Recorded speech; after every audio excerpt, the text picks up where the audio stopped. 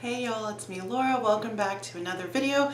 Welcome back to my channel. If this is your first time here, welcome! You get the inaugural jazz hands for your first video.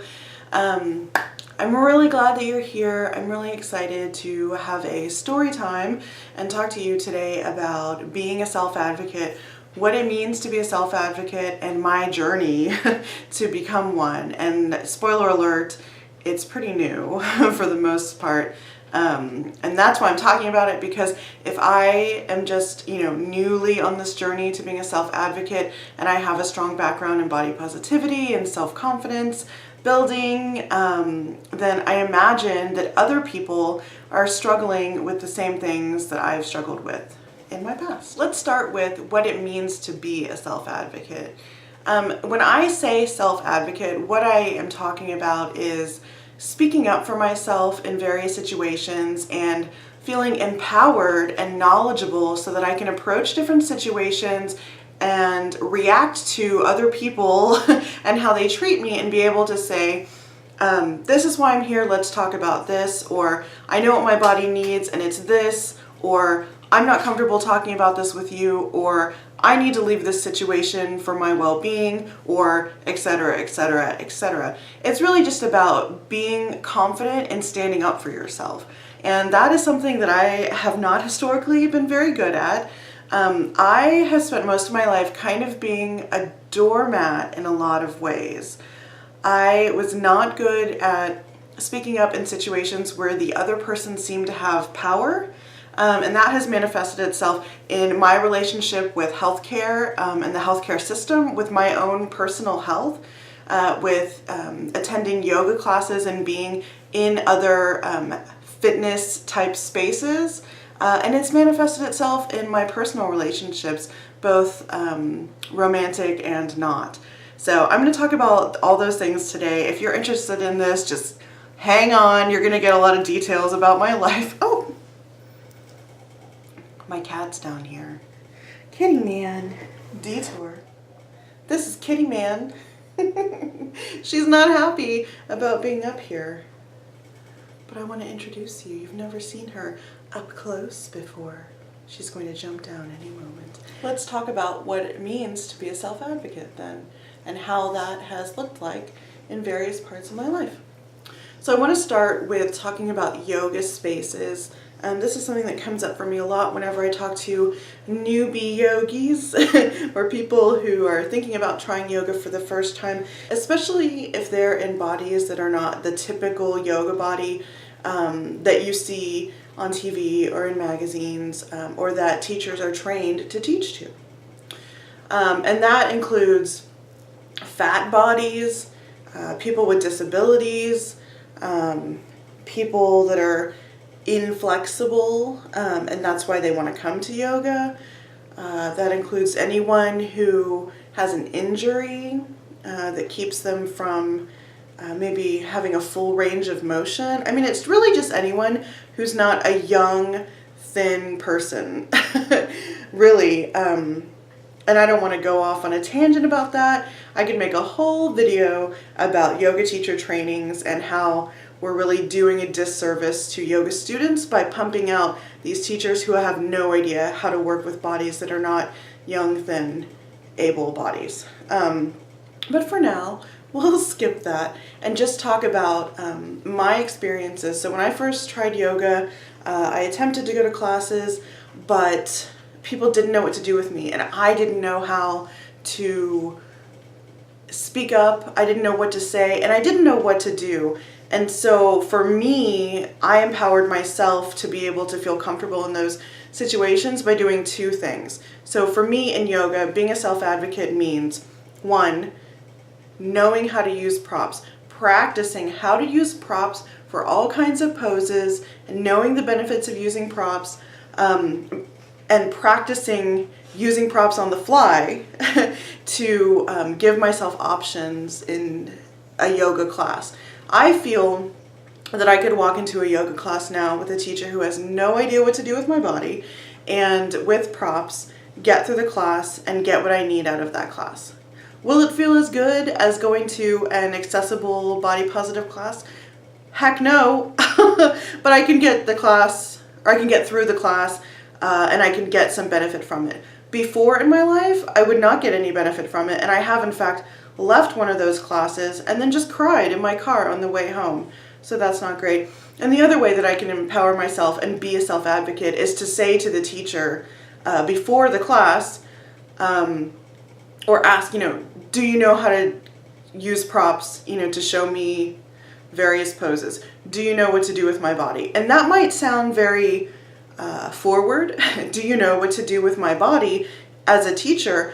But honestly, it's better for that teacher to know that I am even asking that question, that I know to ask that question. And it's better for me to know up front what their answer is to that question. And I've done that before, and I've had both answers. I've had yes and I've had no, and I have both believed and not believed those answers. So, being a self-advocate for me in yoga spaces is about feeling empowered to do what I know is right for my body, and also to leave if I know that it's not a good situation for me. Being a self-advocate in other areas of life is a little different. So speaking about relationships, both romantic and friendships, I have learned over years and experiences, some very traumatic, what I will accept in a relationship and what I will not accept. And I've also learned warning signs now for when someone is not treating me correctly. And here's an example of when I didn't know. When I was younger, when I moved back to Houston, I was in a relationship with someone, and I was always feeling like I wasn't good enough. I was trying to lose weight so they would want me, so I would feel like they wanted me, so I would feel sexy to them, so that I would get their attention, because I was not getting their attention. And I like attention, and it just always felt off, and I just felt like I was running in place trying to catch up with this person so that they would like me. And here's the thing, I would never have been able to catch up. I could lose weight, I could try to be who they wanted me to be, but I wasn't who they wanted. I wasn't who they wanted me to be, and so it was never going to work. And those warning signs were there, and I ignored them. And I knew something was wrong, but I ignored it because I didn't feel confident that I could be by myself, or that I could find someone better, because, my self-esteem was low, my self-confidence was low, my self-worth was low, all of the things. And my friends at that time saw the warning signs and didn't say anything to me. So 2 things. 1, if you see those warning signs with people in your life, say something to them, because even if you think, oh, they're smart, they would never be in a relationship like that. We're dumb sometimes. We're so dumb. I'm a smart person, but I was real dumb. And that relationship was emotionally abusive and then physically abusive. I hate that it happened, but I'm glad that it did. I've learned from it, and I don't think that would happen to me again. I'm a different person now. I have really grown and learned to believe my gut and to believe in my self-worth. So my being a self-advocate in romantic relationships looks like listening to myself and standing up for things that are kind of red flags that come up. It means, forcing, but nicer than that, forcing the issue in creating really clear lines of communication. And then in friendships, it's kind of the same thing. I mean, really good friendships. Oh, I'm losing Kitty Man. Go ahead. Whoop. Really good friendships are just kind of romantic relationships without the sex. It feels like a lot of times. If you've ever had a really intimate friendship, it kind of feels like that. And so for me, it's kind of the same thing. Seeing those warning signs and not ignoring them. Being a self-advocate by saying in the beginning of your friendship, or if you've already been friends, bringing it up and saying, hey, I want to really communicate clearly with you because I want our friendship to last and I want us to both be on the same page. That's what it looks like for me. It might look completely different for you, but that's what being a self-advocate looks like for me in relationships. And then the last thing that I want to talk about is kind of, the biggest thing The most difficult thing for me, personally, this may be completely opposite for you, but for me, becoming a self-advocate in the healthcare, wellness, health arena has been the most difficult thing I've had to deal with. So here is my backstory. I've always been the fat kid. I have always been pretty healthy. I've never had a big illness. I've never had a surgery. I've never broken a bone. I've never been stung by a bee. Which now that I say that, I'm definitely going to get stung by a bee like tomorrow. But the point is, I never had to worry about health that much. I went to see a doctor when I needed to, and the rest of the time I was fine. And so I've been kind of lucky to kind of skate through life without any big health complications. And that allowed me to kind of hide from the realm of healthcare, because times when I did go to a doctor, I very often, I would say 95% of the time, was fat shamed, body shamed, told to lose weight, told to get weight loss surgery as I got later in life, not as a child. My parents were encouraged to put me on diets from a very young age, to take me to Weight Watchers, or, you know, to run me around at the park so I would lose weight. I mean, all the things. I've been fat since I was a little kid. So I have associated going to the doctor with trauma, with traumatizing experiences, with rude doctors who have no concern for what I'm actually here for or what I'm talking about, who feel very free to degrade me and demoralize me and my body. So I taught myself not to go to the doctor. You know, I didn't have like a clear, like, I'm not going to go to the doctor because, but it was like every time I went, it was just hammered home that my body was not worthy of real health care in the same way that someone with a thin body would be worthy of it. So that's what I began to believe, and so I only went to the doctor if I absolutely had to. So it really minimized the number of times that I would go to the doctor. In the meantime, there were red flags that I was missing, or that I was ignoring more like, because I knew, I recognized them. I'm not dumb, I see them, but I just ignored them because I weighed my options subconsciously, and what one was protecting myself, protecting my heart, my brain from those traumatic experiences, and just pushing down any worry about health problems. And this is something that happens with all kinds of different people for various reasons. I can only speak to my reasons as a fat person. So my reason was I didn't want to deal with it. I couldn't handle any more trauma from a medical professional treating me so poorly. And I know lots of fat people who have had very different experiences than I did. So I can only speak for my experiences. And I do tend to be kind of like a dick magnet, but not like in that way.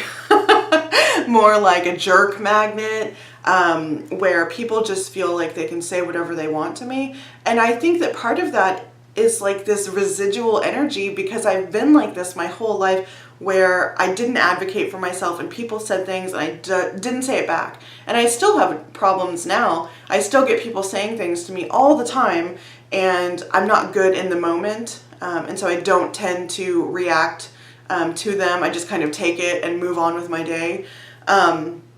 Which sucks. I wish that I were better at in the moment stuff, but that's okay. Anyway, so healthcare. I was ignoring everything. I only went when something major happened, and even then I did not treat it as seriously as maybe it could have been, right? So I missed these warning signs, or I ignored these warning signs. So as some of you know, I was diagnosed with PCOS in August of 2017, and it's only the beginning of February 2018. It hasn't been that long that I have been diagnosed. However, I have had very irregular periods for over a decade. What that tells me, and other symptoms, but not a ton of symptoms, but what that tells me is that I've probably had PCOS for over a decade. Or longer. Who knows? Like, I don't know, because I wasn't going to the doctor. I wasn't caring for myself in the way that I really deserved. And so all this time I could have been treating this and I wasn't. So all this time I let things just go and go and go when I could have been treating it on medication, dealing with it, and healing instead of continuing to progress with my illness. And this is something that a lot of people do. Speaking for myself as a fat person, there are a lot of fat people that disregard their health and well-being and don't go to the doctor because the trauma of going to the doctor is greater than the threat of whatever might be wrong with them. Not that it's right, not that they're proud of it, not that I'm proud of what I did, but it's what I did. It's how I coped. It was my defense mechanism, was like, you know, my little horse blinders. Just keep going. Nothing hurts, so it must be okay. If I have something, it can't possibly be that bad. Ooh. And I'm making light of this. It's not funny. It's really fucking sad, actually. Another of my defense mechanisms is making a joke out of things when I feel uncomfortable. This video is really hard to make. It's really hard to be vulnerable and admit that I did not care for myself for a really long time. Luckily, nothing has happened that is irreversible. I'm treating my PCOS. I've been treating my IBS for a long time. The greatest thing I did was go to the doctor and admit I haven't been in a very embarrassing amount of time. And, you know, people there made comments. They weren't trying to be cruel,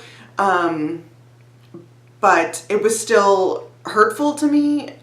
They didn't mean it. They were doing their best. They were just, whatever, living their life. But it's like people don't even realize like the things that they say. It's crazy. Anyway, the point is, so I'm on track now. I'm treating things. I know now and then can do things about it, right? It's so much better than being in the dark. But it took so much. I've been talking about going to the gynecologist for like 5 years. And it took me 5 years of talking about it out loud to people to actually go. So I was thinking about it years before then. I'm not like the most perfect, you know, body image, confidence person, whatever. I can't even talk right now. But I am pretty strong. I have a pretty healthy body image. It's something that I work on, obviously. The name of my business is Radical Body Love. This is something that I've been constantly working on, about empowering myself, empowering others, finding confidence, loving my body as it is right now. And I still took 5 years to go to the gynecologist. So then I think about people who are new to the journey of self-love or haven't even started yet and they're still hating themselves. And I think, what will it take for them to go to the doctor? And it just makes me feel sick and sad, and I just hate that feeling that I know that there are people who really need medical care who don't feel worthy or who don't feel like they can handle the trauma of getting that medical care. And it's real. It is a real thing to worry about. It's not like, oh, those people should just go, they're making this up. They're not making it up. I know from experience, doctors are mean. And if you're a doctor, your dad's a doctor, your mom's a doctor, whatever, they're not mean. Okay, doctors have this complex. They feel like they know everything, and they think that they're nutritionists. They think that they're experts in everything just because they're one kind of doctor. I don't want to get like on a super long rant, but I've had a lot of experience with doctors, and I would say, I don't know, a very small percentage, I won't make up a percentage, a very small percentage of them had interactions with me where they did not make assumptions about my health based on my appearance. And I have never had blood work or my vitals taken where they were not surprised because they weren't abysmal. Because everyone that I've seen, or aside from a very few people, has assumed what my health is based on my weight. And that is manifested in their attitudes, in their language, the the care that they give me, the care that they give other fat people, and it is super fucked up. Sorry that I'm swearing in this video, but I get really upset. So the whole point of this is becoming a self-advocate is so important. And I've been working on this, and I'm still not great, but I am making steps. I'm doing the next right thing for me. I'm trying to look at my life and see where are the areas where I could be more confident, where I could empower myself to speak up for myself, to create boundaries, to communicate more clearly, to say what is okay, what is not okay, and to honor myself and my body and my brain and my heart and my home and my family and Kitty Man and my dog, who I do love, by the way. Becoming a self-advocate means that you value you. Becoming a self-advocate means that I value me. And that sounds really simple, but when you've spent your whole life hating yourself, it's really, really hard. So I'm making this video because if you're watching this and you feel like this in any way sounds like your life, if it resonates with you, if you see yourself in my stories, I really encourage you to continue working on being a self-advocate, baby steps, like baby steps. I'm not saying you have to run out and change your whole life tomorrow. If you want to, great, but that's not very realistic. I just encourage you to keep making baby steps because you're worth it. I'm like tearing up. I'm worth it and you're worth it. And this life would be so sad if you weren't in it, if I wasn't in it. Like, this world is built out of all of us, right? We make the community, we make the world, and we all matter. Thanks for watching this video.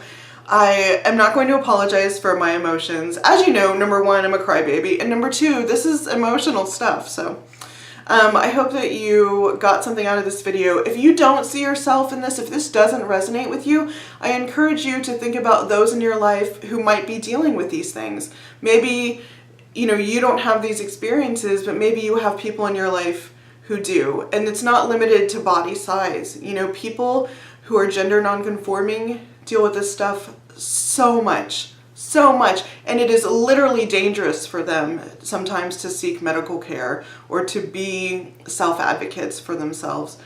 If it doesn't apply to you, look at the people in your lives and think, how can I support them? And how can I love them and encourage them in ways that actually feel loving and supportive and not like directives.